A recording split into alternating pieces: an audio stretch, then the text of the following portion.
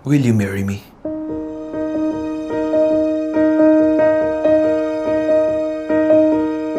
Ito kasi yung araw na pinangako ko kay tatay.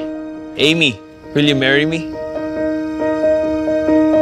Sayang ang opportunity mo dito sa Canada kapag hindi ka pumunta. Hindi ka naman kayang bigyan ng marangyang buhay ng boyfriend mo. Gumagawa ka ng plano without telling me? Gusto ko pang mas makita ang mundo. Gusto mong makita ang mundo nang wala ako? Kahit wala ka. Depression. Parang walang magandang nangyayari sa buhay mo, Tol. Anak, ano ba nangyayari sa'yo? Sana pa lang namatay na lang ako. Kung gusto mong mamatay ka na, bahala ka. Pero tandaan mo to, araw-araw mamamatay ako. Sa tuwing makikita ko nagkakaganyan ka, Ayaw kita mag-alala. Pero sakit-sakit na talaga. Kaya pala di mo ako sinasagot.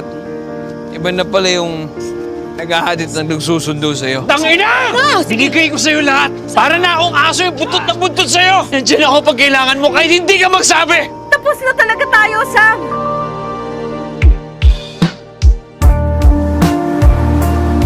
Sam, wag!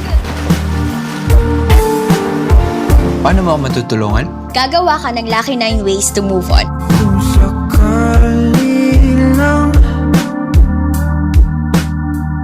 magiging tayonan, di ka masasaktan. Ang selfish mo, Amy! Putang mo! Patawarin mo ako dahil inisip ko yung pagkukulang mo kaysa sa pagmamahalan natin. Nakakatawang isipin nga eh. Kung ano mas masakit.